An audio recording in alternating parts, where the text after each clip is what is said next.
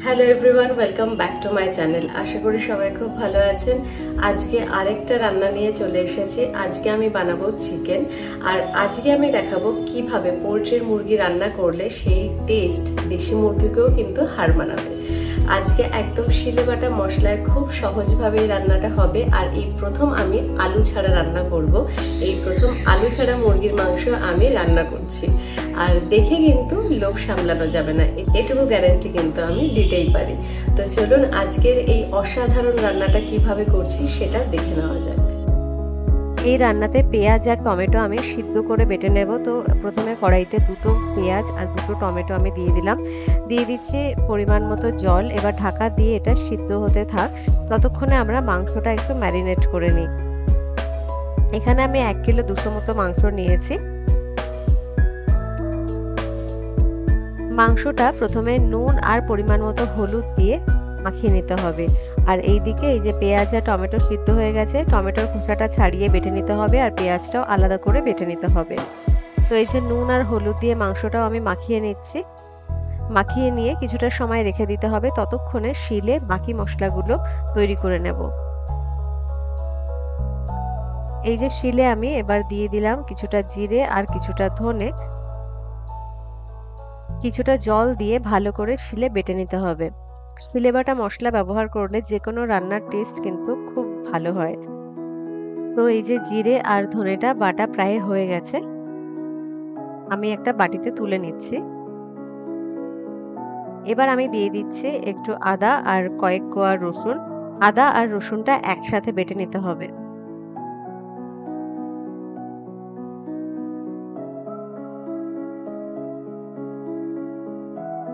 আদা আর রসুনটাও কিন্তু প্রায় বাটা হয়ে গেছে। এরপরে আমি বেটে নেব কাঁচা লঙ্কা এবং শুকনো লঙ্কা একসাথে। আমি এখানে কয়েকটা কাঁচা লঙ্কা দিয়ে দিচ্ছি আর কয়েকটা শুকনো লঙ্কাও নিয়ে নেব। একটু জল দিয়ে ভালো করে বাটতে হবে। শুকনো লঙ্কা ব্যবহার করলে রান্নার যে কালারটা সেটা খুব ভালো আসে, আর এই রান্নাটা একটু ঝাল ঝাল হলে কিন্তু দারুণ লাগবে। তো কাঁচা লঙ্কা আর শুকনো লঙ্কাটা আমরা একসাথে বেটে নিচ্ছি।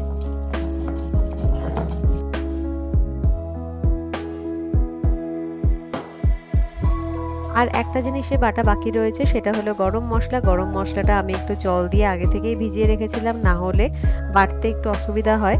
কয়েকটা আমি গোলমরিচও এর মধ্যে দিয়ে দিয়েছি। তো গরম মশলা আর গোলমরিচ একসাথে বেটে নিচ্ছি।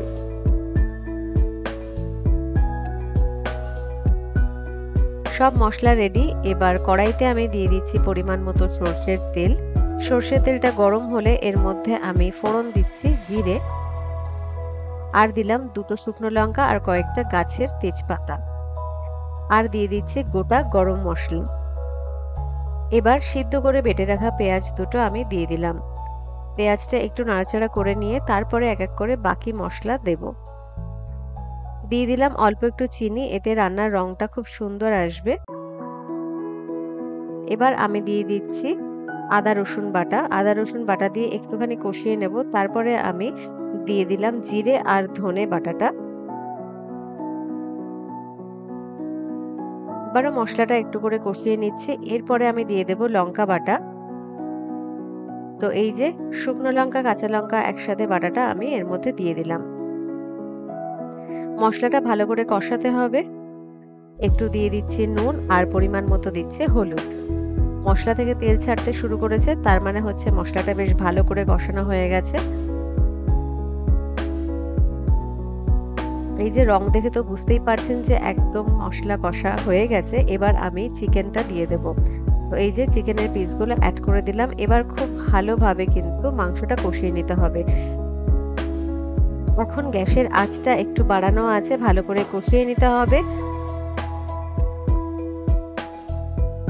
এই যে আবারও একটু কষিয়ে নিচ্ছি মাংসটা, ঢাকা দিয়ে দিয়ে কষাতে হবে, তাহলে খুব ভালোভাবে সিদ্ধ হবে। এই যে আমি টমেটো যে সিদ্ধ করে বেটে রেখেছিলাম সেটাও দিয়ে দিলাম। এবার গ্যাসের আঁচটা কমিয়ে আমি ঢাকা দিয়ে দেব, তাহলে চিকেন থেকে জল ছাড়তে শুরু করবে। এই যে ঢাকা দিয়ে দিচ্ছে, গ্যাসের আঁচটা এখন কিন্তু কমানো থাকবে। এই যে জল ছাড়তে শুরু করেছে, এবারও ভালো করে কষিয়ে নেব, আবারও ঢাকা দিয়ে দেব। তো এইভাবে মাংসটা মোটামুটি 45 মিনিট মতো কষিয়ে নিতে হবে, তাহলে মাংসটা খুব ভালোভাবে সিদ্ধ হয়ে যাবে। এই যে আরও কিন্তু জল বেরিয়েছে চিকেন থেকে, আর চিকেনটা খুব ভালোভাবে সিদ্ধও হচ্ছে। আবারও একটু ঢাকা দিয়ে দিয়েছিলাম, দেখুন কতটা জল বেরিয়েছে আর চিকেনটা খুব ভালোভাবে সিদ্ধ হয়ে গেছে।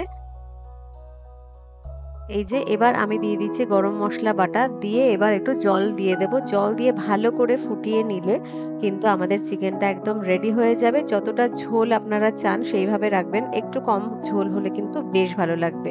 তো এই যে আজকের চিকেন কিন্তু একদম রেডি অ্যান্ড সার্ভ।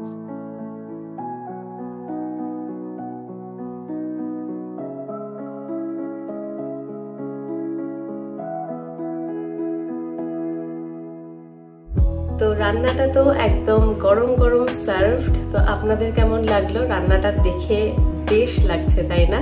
খেতেও কিন্তু একদম দেশি মুরগিকেও কিন্তু হার মানিয়েছিল। অবশ্যই একবার বাড়িতে এইভাবে ট্রাই করবেন, আশা করি ভালো লাগবে। আমাদের বাড়ির সবার কিন্তু দারুণ লেগেছিল।